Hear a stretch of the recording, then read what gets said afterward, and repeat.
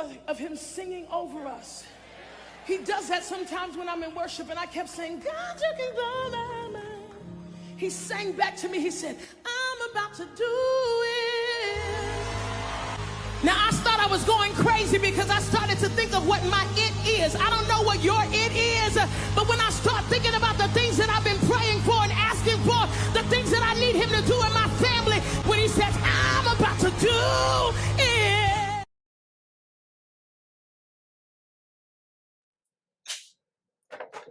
Hey y'all, and welcome to another episode of the Pull-Up Experience. Yes, we are back. We got to get another good one for you guys. Listen, of course, it's your girl, Britt. Your boy, not your average Asian, regular smuggler, Brandon. But more importantly, we have the beautiful, the talented, the creative Arrione Steele in the building, and she is going to tell everyone about her journey, her story, how she got into the creative content world, and what you can do to be able to be a better creative yourself. So, without further ado, welcome, beautiful, to the episode, to the show, to the Pull-Up Experience. So excited to be here. Yes, we're excited to have you. Thank you so much. Thank you. So, y'all know on the Pull-Up Experience we like to talk about the journey, right? Yeah. And we know everyone has a beginning. So that being said, Cleveland born and raised. Yeah, kinda. Okay. Kinda. Okay. So if you had to say there was a portion of Cleveland that you got to call home to represent your hood, what portion would you say? Lakeshore. For sure. Okay. Lakeshore. I grew up on 168. Okay. So not quite Euclid. Yeah. But yeah. The borderline. Yeah, The borderline. Okay. No, hey, listen. I live 260 in Euclid, so I mean, I'm Lakeshore, so I know. Okay, so you from that side. Oh yeah. From that side. I didn't go to Collinwood. I went to School of the Arts down at University Circle. Okay. I went to Collinwood for a week. So, the reason I say kind of is because in my childhood, I lived in Atlanta for 8 years. So, moved to Atlanta when I was 4. Born in Cleveland, moved to Atlanta when I was 4. Yeah. I came back when I was 12. Okay. So, So you got the whole up. 6th grade to 12, I was back, and I've been back ever since. You got the whole citizenship. I got you. Okay. Just a little bit, yes. Okay. But I am a Cleveland native. That's what I'm talking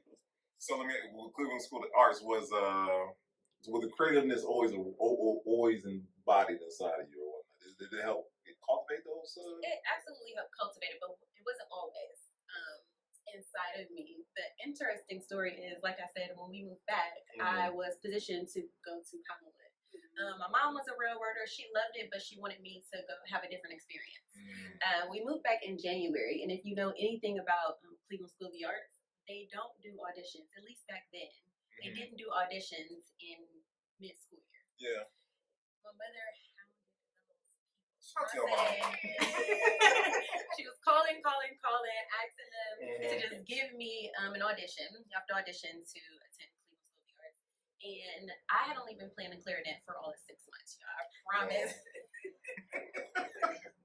You play that thing.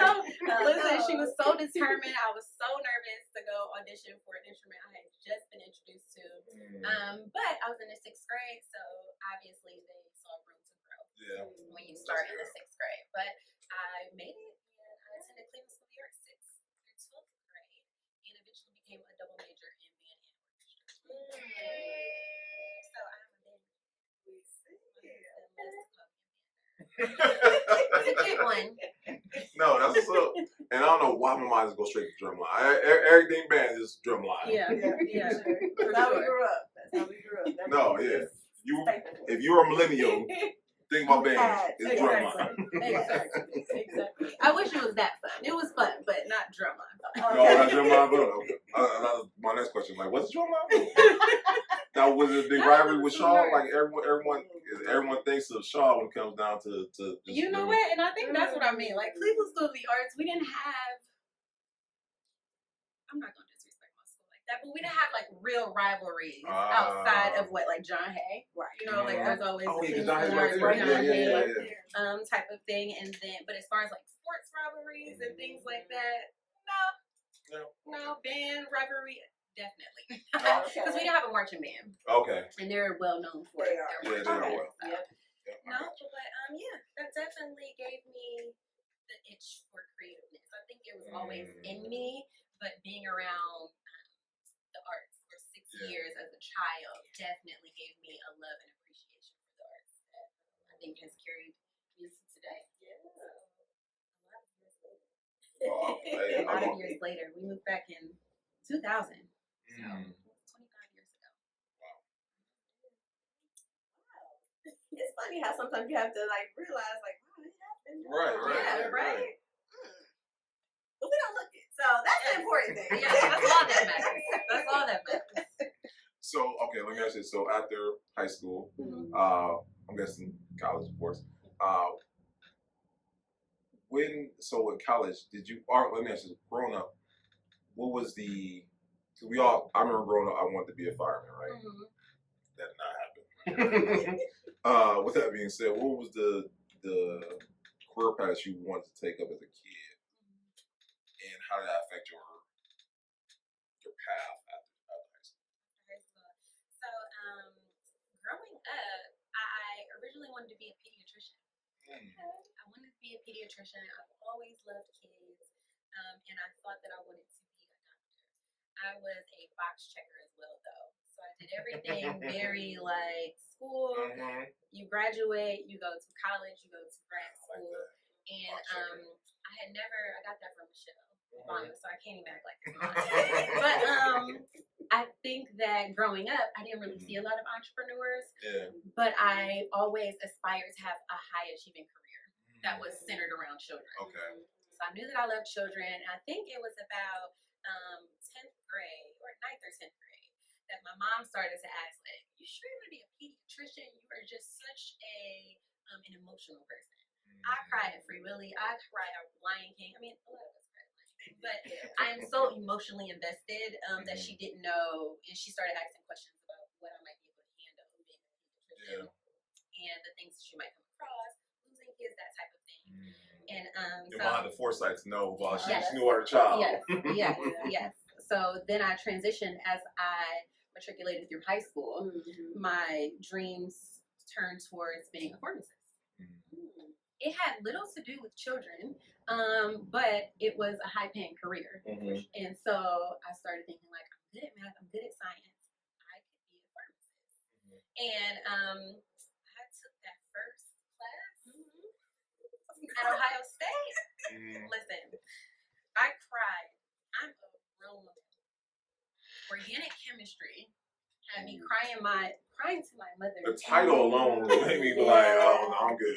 And as soon as I took that class, I was like, not sure I'm gonna do this. I like science, but I don't like it this much. And so it was but at that time I was a freshman at the Ohio State University. Come on now. My Buckeyes. But it really started to get me going into the area of psychology. Because while I hated organic chem and I was calling my mom crying about that class, it was the first time I received a D. I was heartbroken. But I was loving my general psychology class. So that really got me going to thinking, well, how can I marry my love for children, which I had almost abandoned, along with like this love that I'm growing for psychology. And so that led me into graduating with a bachelor's of science in psychology, and then I eventually went on to get my master's in school psychology.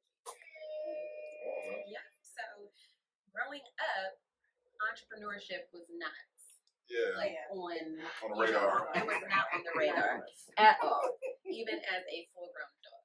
Not on the radar. So what? Not saying what made that change, but what helped gear you in or help steer you in that path? Because you have a degree, you have the obviously. Shout out to Billy. Billy was she was a guest we had on the podcast. She said there's a difference between knowing the science and there's nothing to know the art. Yes. Right. So you had the science, and you have the art, but how did entrepreneurship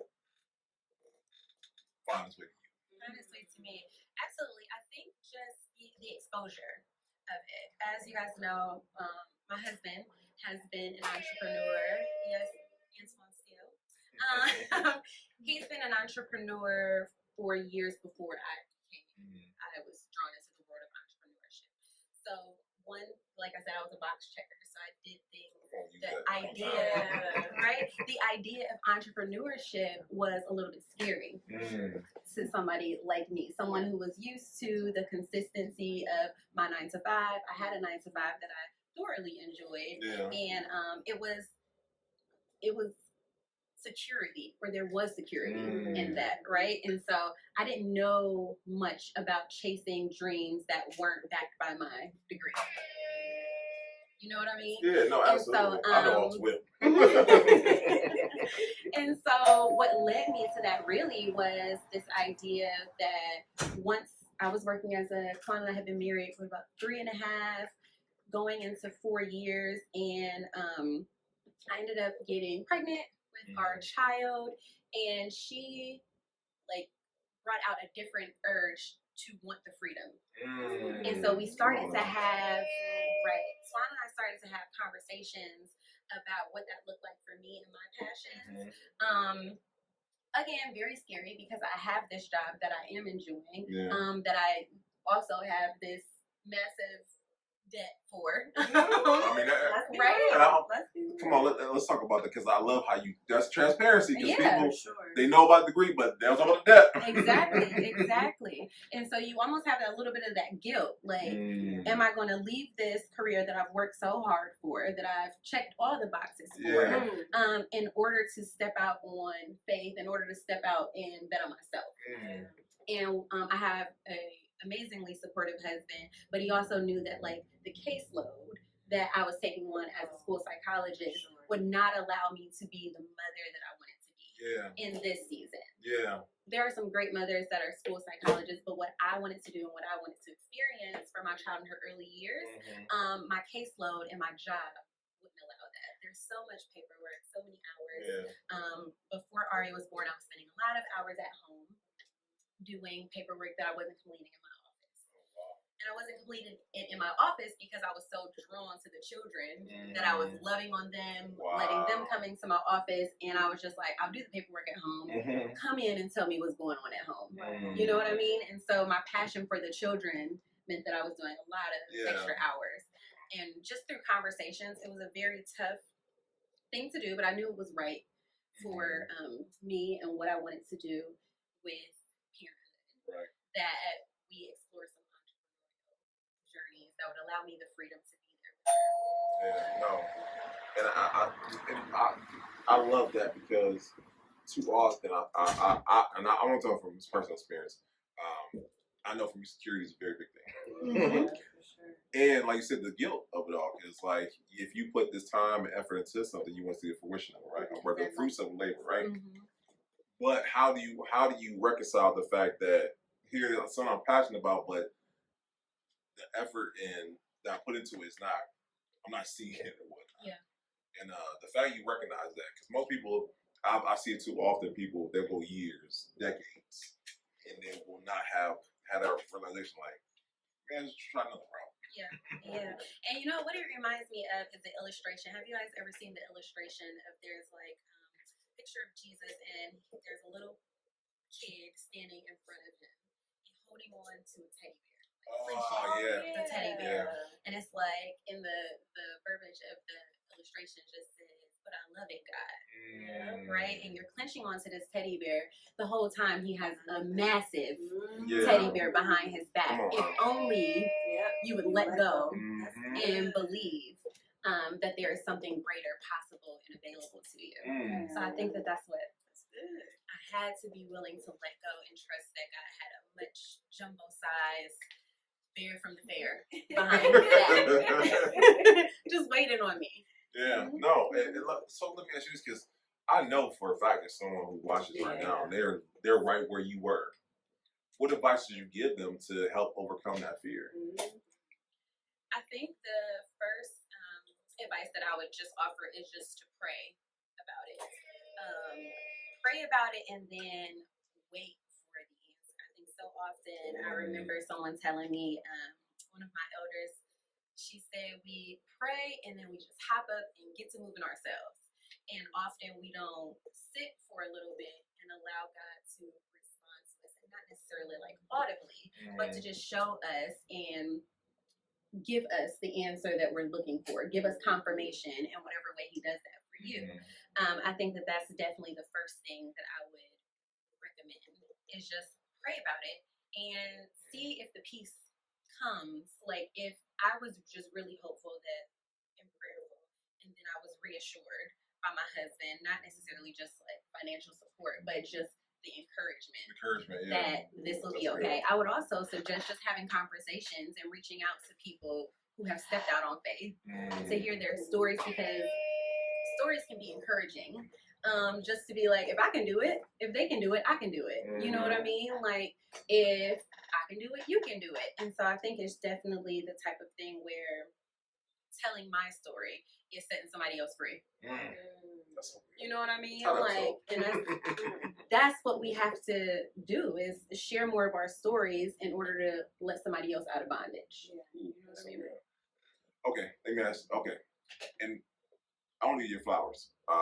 If you have the honor of looking at her page, you have done an amazing job at creating content that captivates, but also speaks to your audience, your community.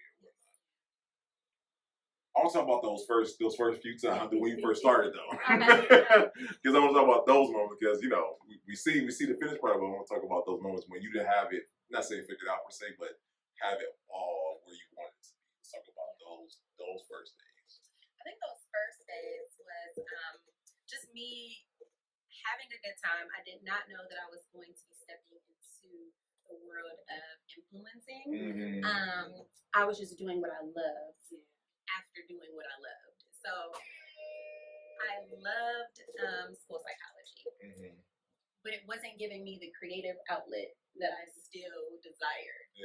And so coming home, I remember what's funny about one of my first reels that went viral was recorded at 3 a.m. Now this is before I had a child, but that's how bad I desired to be creative. Was that I was setting up cameras, lights. Cameras. It was just my iPhone. But I meant like I would set up my ring lights and my iPhone, and I would go in the bathroom and do some makeup or something like that. And I was just enjoying being creative because that is naturally who I am. But the first time that, and in doing that, it was a lot of imposter syndrome, not even because I wanted to be an influencer, but just because I was still comparing myself to what everybody else was doing. And so I think my husband definitely as well, like I could vent to him about the insecurities that I was having around certain things that I was creating. And he would just be like, just post the content. And so like now that's what I say to everybody, just post the content. Nobody really cares that much. But the first reel that went viral was one of me talking about God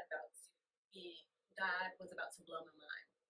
It was a voice sync reel, and I was literally being creative while also expressing what I was currently going through. So what I've never said about that reel was that I was in the middle of an infertility journey. And I had been told that I was infertile, unexplained infertility. And I was looking for ways to, you know how the song says, speak over yourself, encourage yourself. And so I heard the sound, you know how you see other reels and you hear sounds, and I was like, this one really speaks to me. I'm going to use it to encourage whoever's listening because it encouraged me. And so I recreated it using the voice of Tasha Cobb. And and that reel was up for about a week, and we were on our way to LA to another friend's baby shower, and the reel, all of a sudden I just started getting crazy notifications. It was phone blown up. Yeah, and I'm just like, what's going on? Long story short, that reel ended up going viral about a week after I posted it. I didn't even know that was possible. I thought if something goes viral, it goes viral when you post it, right? But it had been up for about a week. It went viral. It got over 1 million views. I think about 87,000 likes. And celebrities reposted it. So now my friends are calling me, and I'm just like, oh, that is crazy. Like, And so I went to this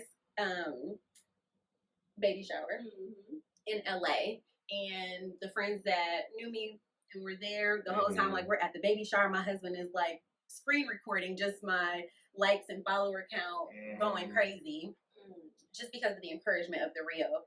And that we came home that next Monday, I posted another reel talking about how good I was feeling, GOOD. And that one reached 4 million people, 250,000 likes. And it was just kind of like, okay, God, you really have a sense of humor. Right. Because I posted a reel that said God was about to blow my mind. He really did. Wow. Back to back. Back to back. And I think what people could identify, like you were saying, like the audience, the reason why those things went viral to me weren't by happenstance. I think that the encouragement and the whatever you were believing God for, He's about to do it. The encouragement of that reel, and then the positivity of the I'm feeling good. It was so simple. It's just like, I'm feeling good. Happy Monday. How are y'all? And people loved it. And I think that was what drew people to my page, was just the encouragement. So many of us have different things going on, but there are certain feelings that we can all relate to. We can all relate to needing to be encouraged on a Monday morning.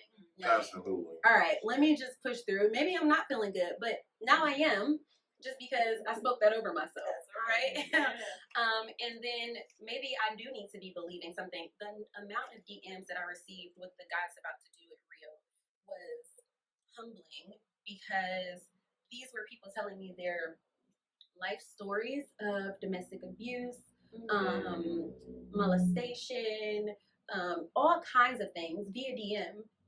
They had never met me, but they were relating to what I was speaking about and the faith to overcome certain things, hard times, believing that God is about to do something greater. And so I think that reel just changed my idea on community, and the fact that I don't know these people, but when I say that I feel like I have cultivated a community, I ran into someone a few weeks ago, and she was like, I follow you on Instagram. I'm really loving to see where you're going right now. I remember writing you in 2020. That was before my reels went viral. She said, I remember you did a live, and you were talking about so-and-so, and I really enjoyed that live. And that in that moment, I think it's just, I don't think of myself as being any bigger than the next person. I think it's just really like encouraging that you saw something on my page that encouraged you or spoke to you so much that you would like to continue to follow my journey. And so I think that's what I love about building the community, is like, you get to know me, but I also take the time to get to know you by responding to you, asking about what's going on, especially when people repeatedly kind of like speak to you. And I love that part of it. Yeah, no, come on. It's so much. I got like 20 million questions on that.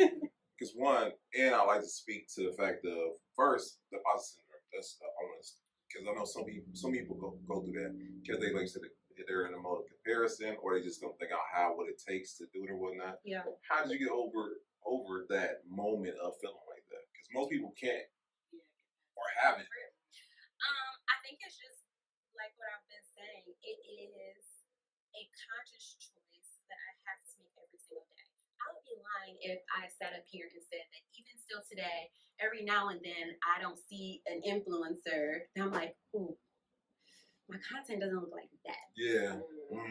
You know? But I think the thing that I have to snap out of it is I'm not there yet. Yeah.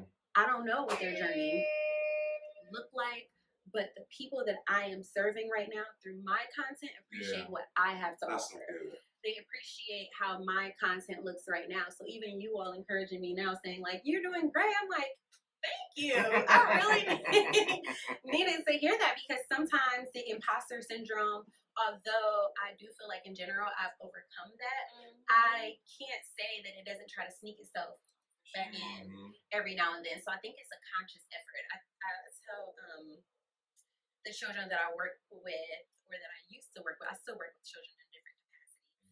But when there was children coming into my office talking about things they had been through, I would tell them that forgiveness choice, right? And I think the duty or the necessity of choosing every day to kind of negate the imposter syndrome or to speak against those things and encourage yourself in those moments is something that I'm consciously doing all the time. All the time. And I think we do it in our day-to-day lives. I was reading something the other day that said, I can't believe I'm a mom. Like, I'm a mom. Yeah. Right? And as a mother, there can be so many comparisons. Like, does your child watch TV? Does your child eat sugar-free snacks? Does your child, you know what I mean? We're constantly comparing what we're doing in the world, in whatever world we're in.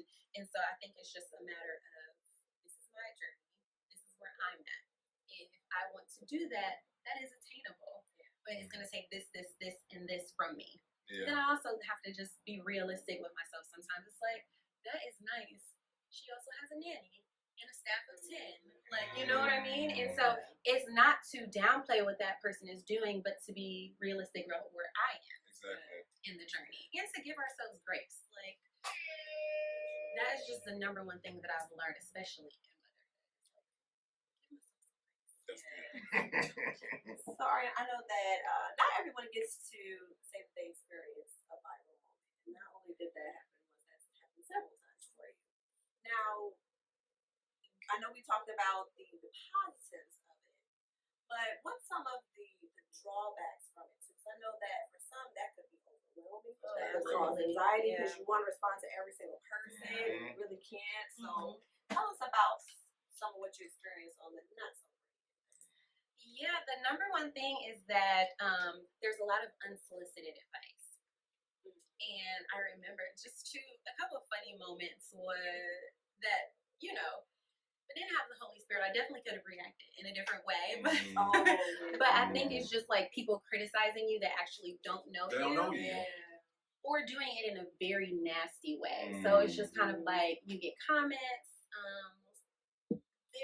I have to say, I was overwhelmed with mostly positive comments on those very viral posts. And in my the community that generally interact with me pretty regularly, I don't experience it too much. But I have experienced just people in my DMs telling me what I should and shouldn't do with my dog. It's just like, now mind you, it's just like, there isn't I was just wanted to let you know it's not like in a kind way because I can't be receptive. You know what I mean? If you are giving me some good advice. But it's just usually in a very nasty way, like, you know you shouldn't be eating sushi while you're pregnant. Like, okay, actually this is very cooked and it is just cooked shrimp wrapped in rice. But I think that's the biggest downside is just people the way that they make comments about I remember in the God's About to Do It, someone replied, and what's crazy is like out of the thousands of positive comments, we always seem to remember verbatim the negative, right? And so I remember somebody saying like I'm so tired of y'all trying to romanticize God. He's not your boyfriend. And it's just kind of like, okay. I think in having viral moments, the thing that I've learned is just that everything doesn't deserve a response. It is not necessary. And even sometimes I just be like, oh, I have time today. But then it's just kind of like, you know what? Like, it's not worthy of a response. Sometimes I choose to delete it just for the positivity. Oh, you bet. I'm about to. That lead works just fine. Sometimes I do delete it, just for my sanity and because it's just negative and there's such good energy over here. Like, why do I even need other people to interact with that comment either? And so that's one of the things. The other thing that I experienced after becoming a mother, because like I said, that first viral moment, those first two were before I was a mother, and so the one thing is just feeling that you're going to disappoint people. In a sense of, you started following me because of these very encouraging messages, faith-based messages, and I did a lot of those. And once I became a mom, I was drawn to a lot of mom content, right? And so I remember having a conversation with on a mentorship call, because I do realize that I'm still fairly new on this influencer journey, right? And so I've taken some seminars, some webinars, some master classes. And one of those, I was explaining how I'm having difficulty feeling like these people really want this same type of content that I was giving them in 2021. But now these people over here are really enjoying the reels that I'm posting about being a new mom. And I remember her saying, just be the content. Whatever you are, stop trying to create things about what other people, not saying that I don't have them in mind, right? But this is who I am. And in this season of my life, I still love God. And I still do give content around that is encouraging. But I also spend a lot of time being a mother. And so because I am a mom, I might as well go ahead and make some content around it because this is who I'm with. You know what I mean? So it's difficult trying to do content with her being with me almost 24 hours. I still have to change that. My baby is starting school, so you might see daycare, but you might see more content of just me that's not centered around because I am a multifaceted woman. And so I love mommy content, but I think for a long time I was afraid of really diving in on the mom content because I felt like I was gonna lose a certain audience. Wow. And so now it's just kind of like if you are here because you love watching the evolution. And you are dedicated to who I am as a person, not necessarily this one singular post, because I do have a particular niche. It is motherhood, lifestyle, faith-based content. And so, but today you're going to get a voiceover about me loving Jesus and what's going on there. And the next day you're going to see me making watermelon popsicles for my daughter. And that's okay. And so I think that finding the comfortability in that and not being worried about losing a follower. That's fair. So let me ask you this then, because as a person who makes content, listen, for a person who posts every day, it's so hard to stay creative and keep making content. How do you keep things fresh, or how do you stay creating relevant content on a consistent basis? Especially being a new mom, consistency has been, I am constantly creating content. The struggle to me in my content journey is the editing. It is always right? It's always the product or the finished product. I have so much, we always joke about, my friends and I, to also do content about the need to unload the clip, right? So if you saw all of the many things that haven't been posted, you would be like, wow, you could post 5 times a day for the next year and not even need to record. I'm joking. But that's how many things actually don't get posted.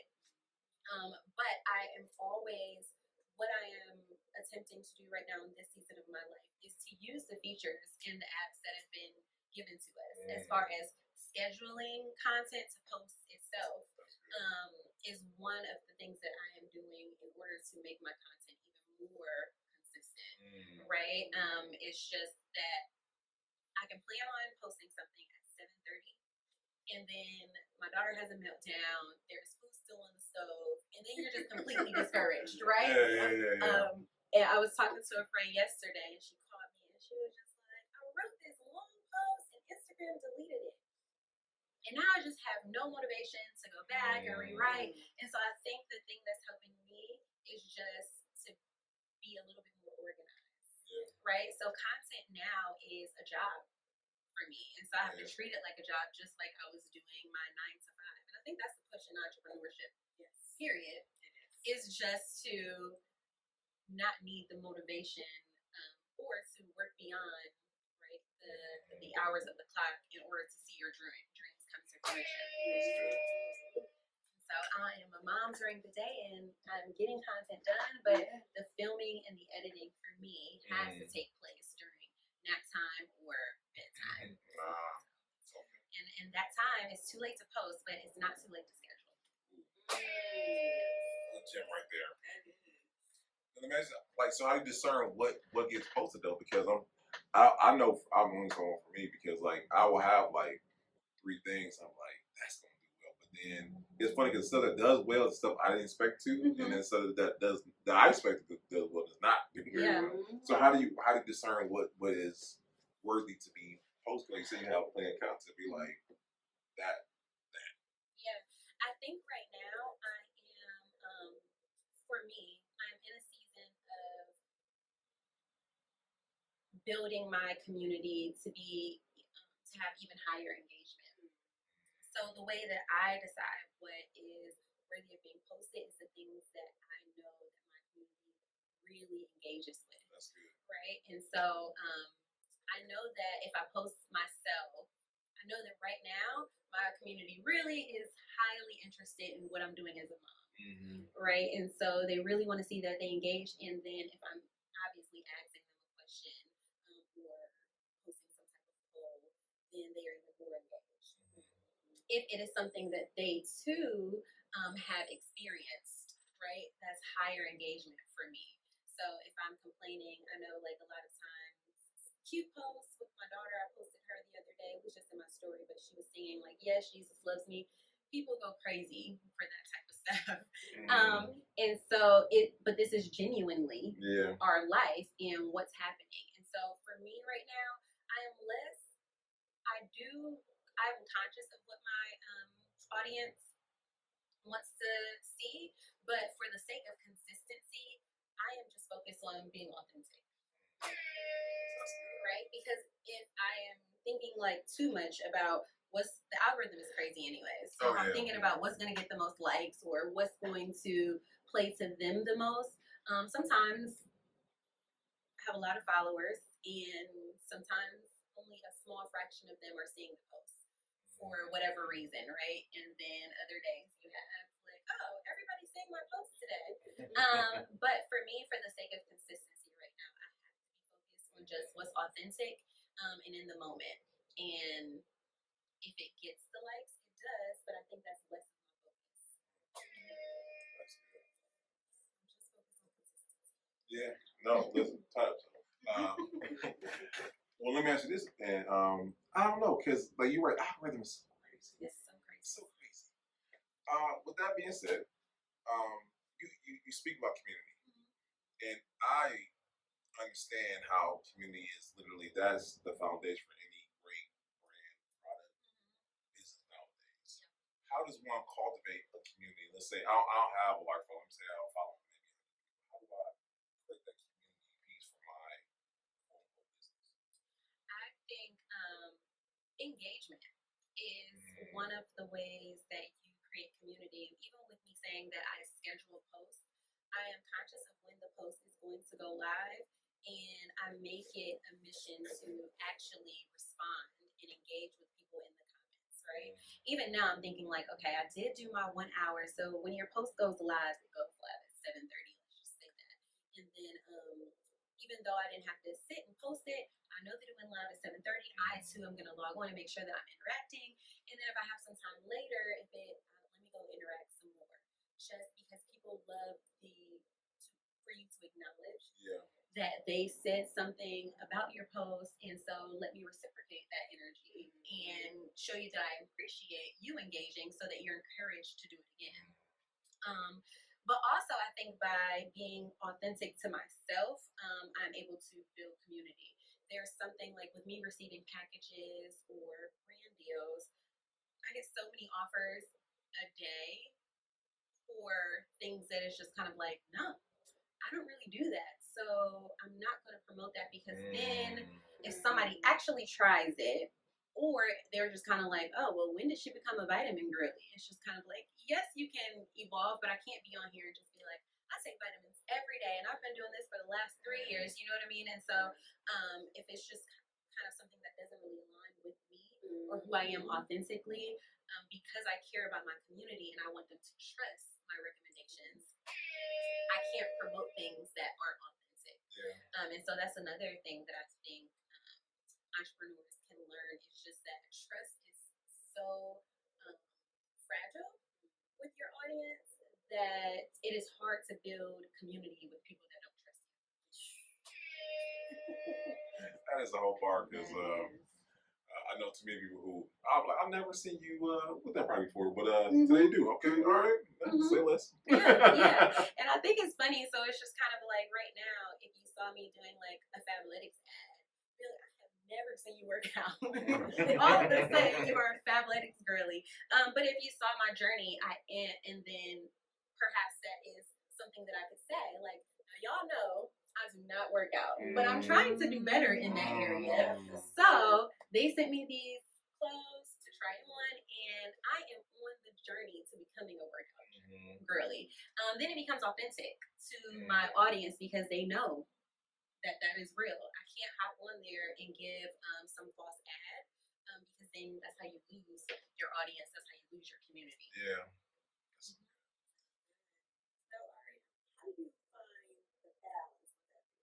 Know that content creating, it can be draining, it can be time consuming. Like you said, even the editing piece of it can, be added time as well.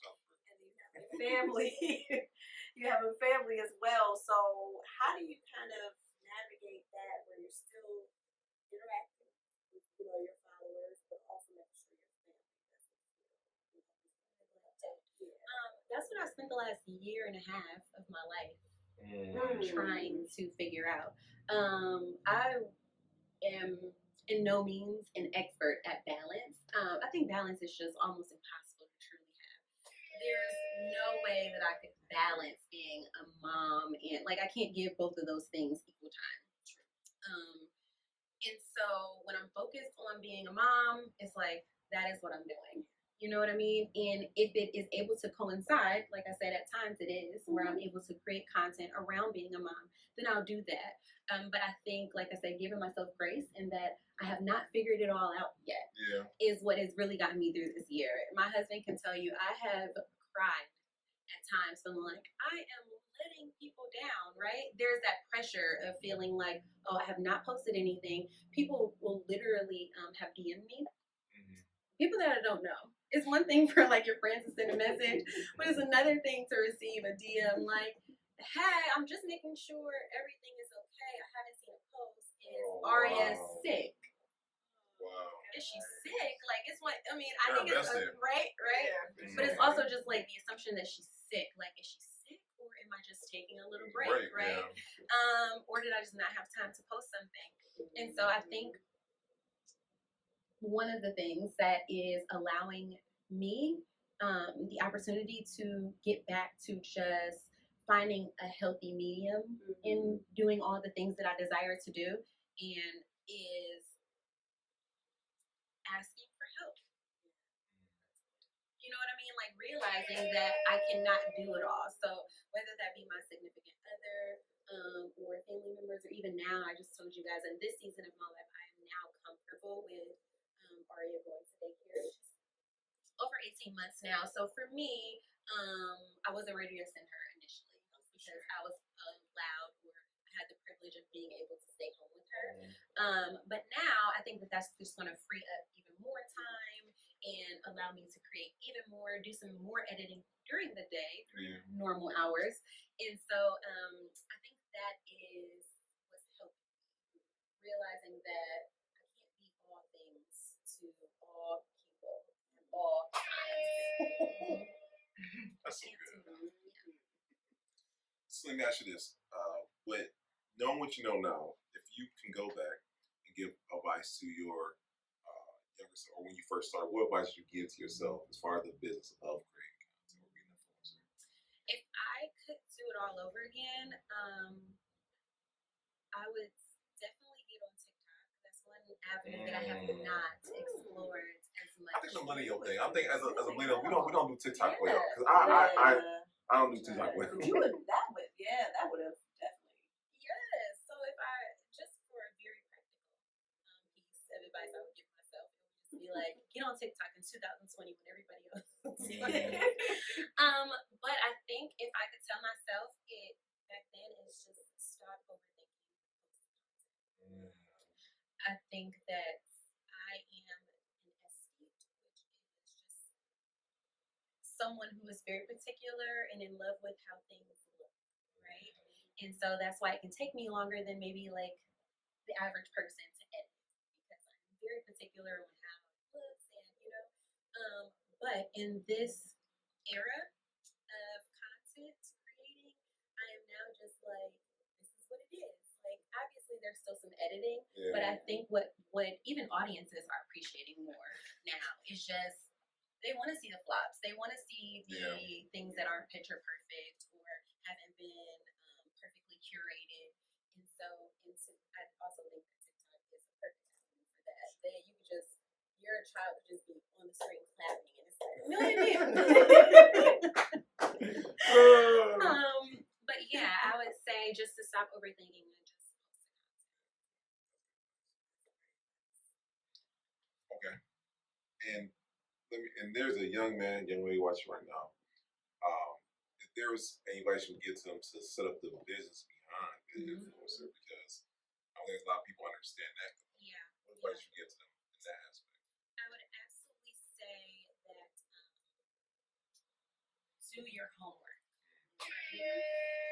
There are so many terms, even when I'm telling my husband, my husband is a content creator now, but she didn't tell you that, but he has his own deals, so it's funny watching him create content with Aria, and people are always like, oh my gosh, that was such a cute thing, did you see? And I'm just like, yeah, I filmed it.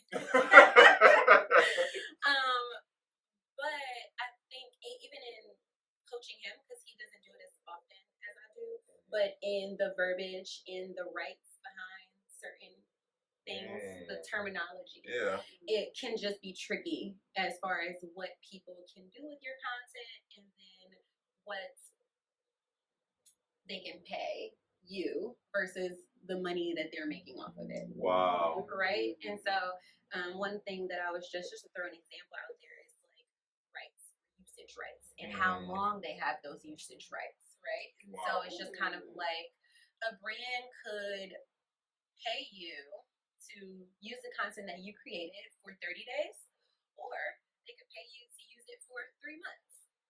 And that's a different price, right? And so am I using this simply on my page, or am I going to do sponsored posts with this, right? Am I going to blast this? Yeah. These are things that require more money. Yeah. One thing that I'm going into is package deals, right? So I'll make this Instagram. I've done package deals before, but now I want to do it more across platforms. So I'll create an Instagram reel for you. I'll post a few story clips in my story, and then I'll also post it on TikTok for an additional. These are just things that people don't naturally know to do. First, they just see like, I'm going to send, because I made the same mistakes, I just send the video, and sure, whatever you guys do with the video is fine by me. And it's just kind of like, no. I never thought about that. Wow. No, because they're going to post it several different places, and for every place that it is posted, that is a fee. Yeah. But I think that a lot of companies also can prey on just our lack of knowledge around content creation. No, absolutely. And I was about to say, has anyone tried to hit you with the perpetuity joint? That is like, hey, we're going to use content for perpetuity. I have not yet, but it's going to come with a pretty penny. So yeah. I would not be opposed to it if the price was right. Okay. But yeah, I think that that's something that I would tell someone who is trying to step into that. Also, that you don't have to have a crazy amount of followers to get started if you desire to be in content creation. There are so many ways to make, and brands actually love micro influencers better than like 100,000 followers. Wow. Because they often have better engagement with their community. Wow. Right? So I think I was reading, like I said, I read a lot on content creation. So they were saying that last year Forbes did an article saying that about 50% of millennials trust the influencers that they follow more than they trust celebrities that they follow, right? Because these are people who you are interacting with you, are actually talking to you, and you can relate to. Mm-hmm. And generally, influencers are, especially influencers who don't have as large a platform, are able to interact and build that trust, and they don't want to damage that trust, right? Mm-hmm. And so they're telling you their honest opinions over, a celebrity doing like a L'Oreal commercial for makeup that they've never used. Right. You can tell it was authentic what it is anymore. Yeah. Yeah. So if you want to get in content creation, do it. You don't have to have. You can do UGC content. That's major right now. So I know Brittany over there. She's like, "What's that?" So UGC is just really like I don't have to have a lot of followers because I am making videos for the brand to use that I never intend to post on my actual page. Yeah, you can do that. Yes. That's a huge market right now. So a lot of people are doing that. Appreciate you. Yeah. So it's just like if you just enjoy content creation, but maybe you don't have a large audience to market it to for them. So the people who are paying influencers are paying for their influence, right? Right. If I'm paying a UGC creator, I'm paying you for your creativity and your ability to make videos, but maybe not market them to your particular audience. And so that's a really big market right now for anybody who maybe I'm shy, but I don't mind if these people use my video and the people that I really know never have to see it. Right. So you can pretty much solicit the brand that you probably use on a regular basis. Like, hey, I have content based off of what I have with your product, your business, or service, or whatnot. Exactly. I'm going to give it to you and broken that joint. Oh my goodness. Yes. So I can create a video around this button and send it to you, and you can use it, but I don't ever post it on my page. I'm about to be sending videos left and right. Y'all, you should never tell me that. I'm about to be up till late tonight. Making some UGC content. User-generated content. That's good. So, Messi, with that being said, I know you say are you creating like a mentorship on how to show people how to be content creators? It's not on the works yet, but I know, and maybe that's that imposter syndrome where I feel like I have to get a little bit more under my belt. You know what I mean? But it's definitely something that I've thought about. When my husband always tells me that I need to do like a Canva class or something to help people be more creative in their story posts. And so coaching in that is definitely something that I think maybe in my future. It's not in production just yet. Okay. We were speaking of these. That's right. You're great. You're like, well, I've learned a lot tonight, so I'm like, hey, listen, I think you should. So great segue, by the way. With that being said, we talk about the past, talk about the present, talk about the future. What's the future? Yes. So the near future is just me doing more partnerships and brand deals. Obviously, I would love to do more local content. I haven't tapped into that genre as much as I know I could. Yeah. And so that's definitely something I want to do in the future. I do want to eventually reach out and assist other people who may be on the content creation journey. But right now it is, like I said, like to up my consistency and then also just up my content across platforms.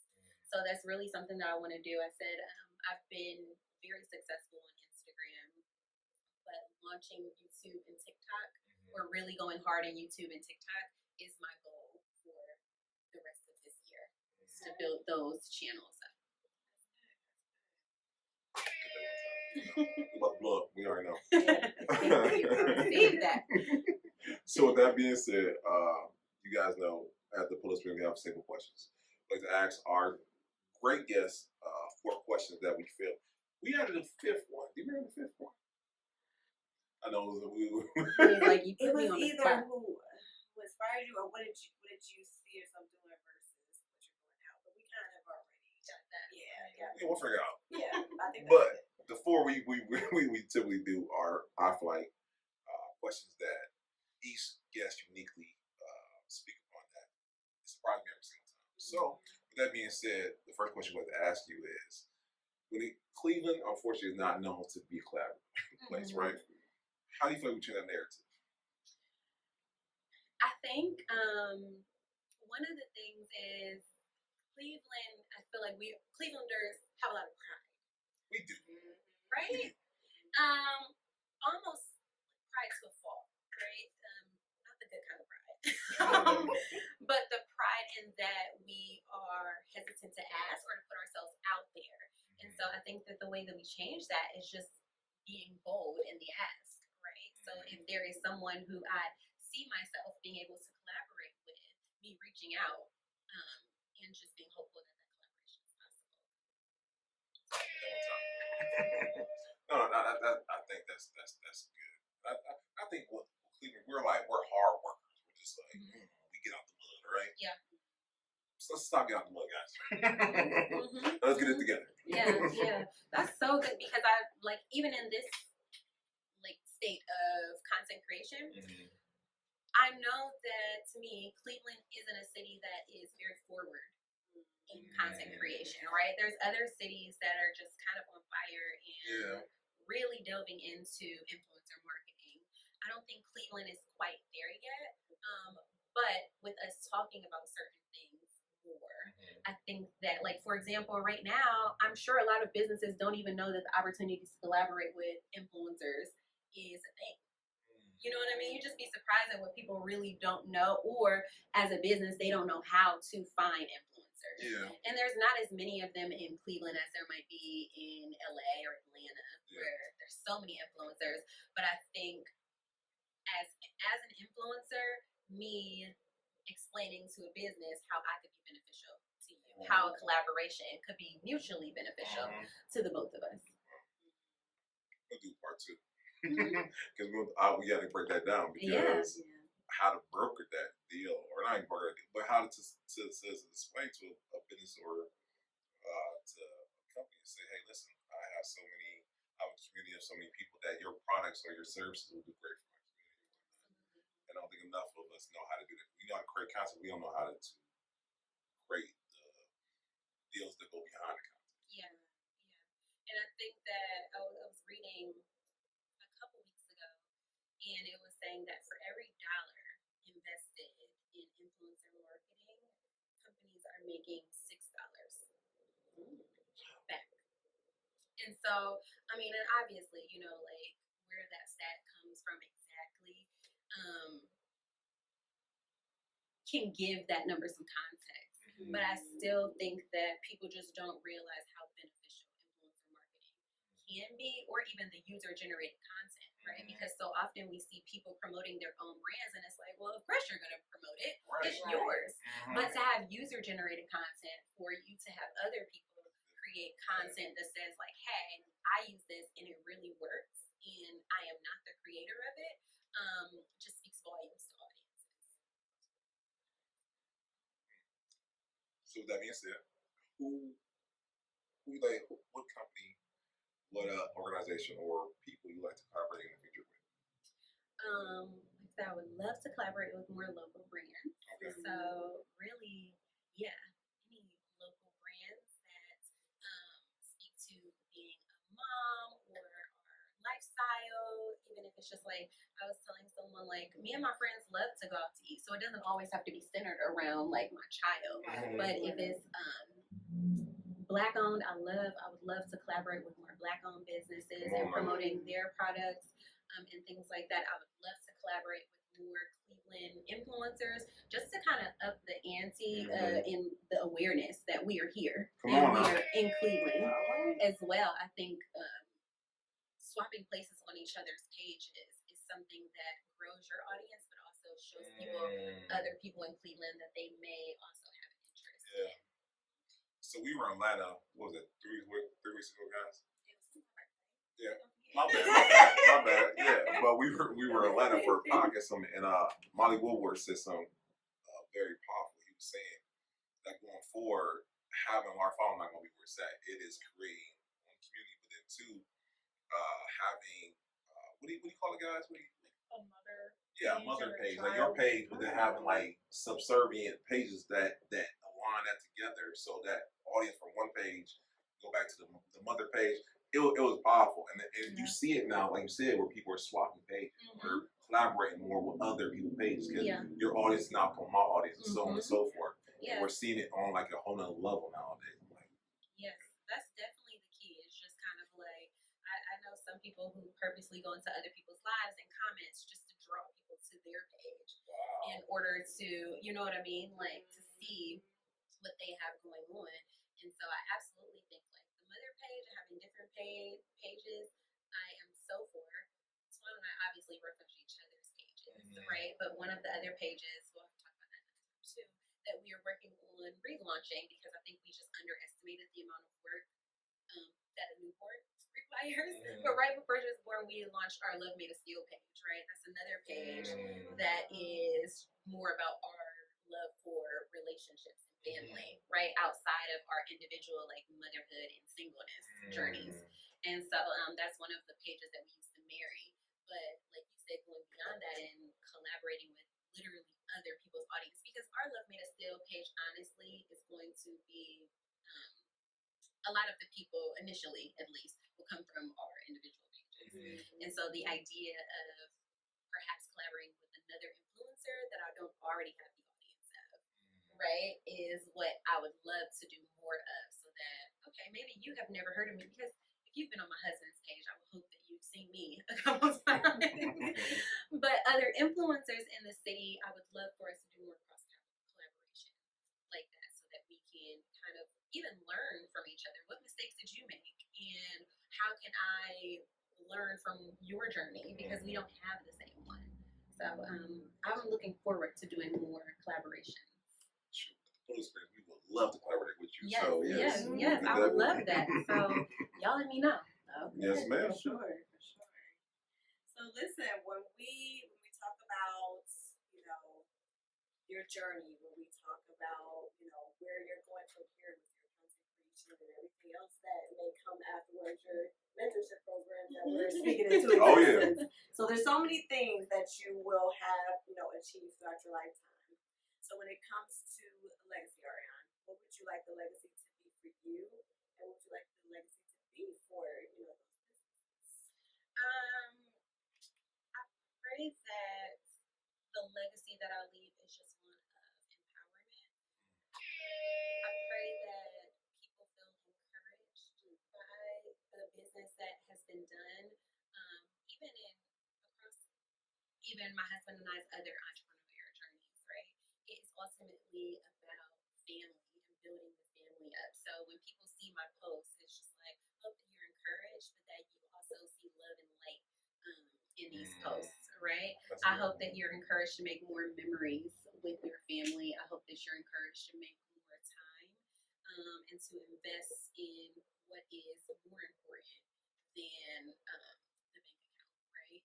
And so I think that that's the legacy that I would like to live, that all of this is really fun and a good time at times, but ultimately we are trying to leave a legacy of God's love and family. And we hope you can see that in the things that we post and in the way that we live and in the way that we do business. Great legacy, by the way. That's a great legacy indeed. So listen, you have given us so much we learned that we did not know in regards to content creating. I mean, I'm just kind of a baby in it myself, but you definitely helped to, expound on so many different variations of everything. So I'm sure that our viewers and our listeners have also been inspired and motivated by tonight's episode.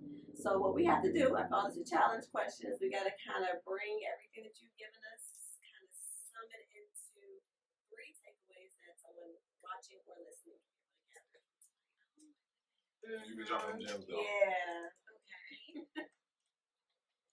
Let me see. Okay, so be the content, like I said. Top of episode right there. Be the content. You don't have to focus or overthink on what to create. Be authentic to who you are, and those things will naturally come. Right. The second part of that is to post the content. Sounds so simple, but it can be hard for some people. Just post the content. And then the last thing I would say is just to give yourself grace for whatever season that you're in, wherever you're at on your journey. If you're just starting, if you are beating yourself up because you haven't started, to just give yourself grace, and then it's never too late to start. Great takeaways. Thank you. So we're gonna do part 2. We're gonna do a master class at this because, like I said, like I'm gonna be up till 3 a.m. tonight. I'm like, Apple, I want to do some content for you. Yes. UGC, yes. Go look up that user-generated content. It's definitely something for, especially if you're new, get your feet wet. But some people are pros at UGC content, so the opportunities are limitless. I was gonna say the fact that it's an avenue, no matter if you're introvert, extrovert, or creative, not creative, or just use great at editing. There's a lane for you. Yes, absolutely. That's so good. So I got a question for you. Most important question of the whole interview. Where can people learn more about you? Where can they follow you? Where can they join the community? Where can they get the mentorship? But where can they learn more about you? Hold on that membership. Right. Let me stop. We don't DM you. Hey, I heard about the mentorship. We want the episode. Right. I can't find the link. Right. But yes, you can follow me on Instagram and TikTok right now at Arrione Deanna. That's ARRIONE. And for all my lazy people who are watching this, right where you're watching it, right below there is right in the show notes, the links. So no reason why you're not following. I don't know what you're doing with your life, but make sure you do it today, guys. Thank you so much for Yes. Of course. Glad we were able to make it happen. Absolutely. Come on, now, we love the Steeles. You know what I'm saying? Well, y'all a dynamic duo. Thank you. Maybe we can do an episode together. Listen, it's happening. It's already been on. Yes. All right, y'all stay tuned for that. Yes, stay tuned for that. Guys, we gotta pay some bills. August 31st, the wonderful, amazing 2U Wines is having a wine And dine. Yes. Thank you. Brittany is like my Scotty Pippen. I got you, man. That's I right. got you. So listen, 2U Wines is collaborating with the Fort Bistro, and they are setting it up big out here in South Euclid. We still outside, basically, okay? Right. August 31st is summertime. We're going to be there, will you? So there are, of course, wine. We have music. We have games, giveaways. There's going to be so many vendors that you can be able to kind of explore and find your options. And listen, more importantly, you need to be there. So do not miss it. It is a great opportunity for you to be able to just enjoy, network, collab, have fun, get some sun, see if we tan. Be there or be square. Come on with it now. You heard my girl, so don't miss it. And like our girl Marquita would say, don't meet us there, but beat us there. Absolutely. So we cannot wait to see you there. And I'll just segue myself. I cannot wait to see you guys again, dropping weekly episodes on Beauty Toe Podcast, where I am giving, yes, girl, I'm about to have you on, because that'd be a great plan. So, speaking on either relational, either lifestyle, or financial advice, where I have phenomenal guests on, such as Ariana, we're going to speak that to the future. And basically, we just kind of go over those topics, talk about what kind of went wrong, how do we bounce back from it, and more importantly, we just want to be able to create a positive change for you guys that may be experiencing similar situations. So, again, can't wait to see you guys there. Tune in, and let's make a change. Absolutely. If you guys rock with us, you rock with us. That's right. Lastly, guys, if you are, do me a favor, go right there and show us where you see all these great links. We have an amazing team. We have Bree and Steve behind the camera. We got Michelle who does their back end, our follow-up, getting our guests, make sure they get on time. We have Nakia, where 2U Wines. I have Marquita, and then we got myself. We have all these amazing people who are part of a great team that can help you whatever you're looking to do. Okay. Oh, how can about Sam? You look for a host. We got Sam also. Just amazing people who are part of a great team who are doing a great thing, and they can help you whatever you're looking for. Last thing, I want to thank you. Yes, you the person watching, and you the person listening, because as of right now, this is not this all God. That's all I can say. We are growing. We're at 7.8 million views on YouTube.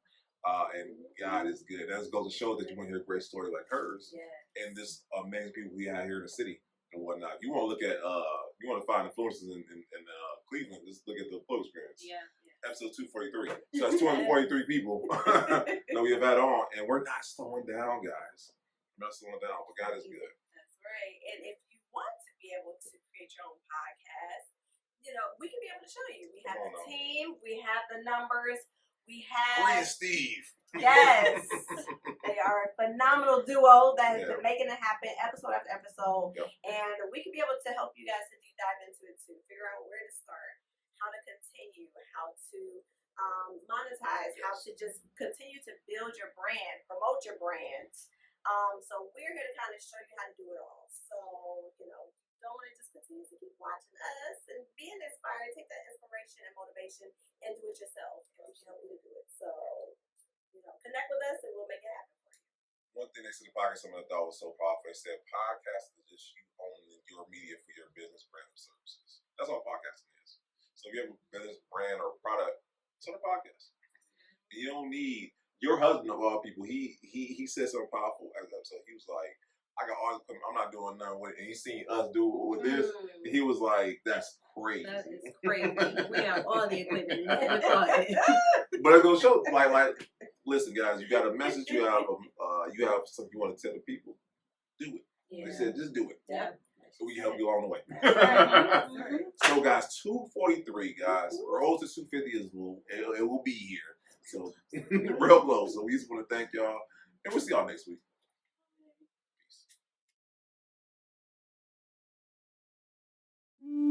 Peace.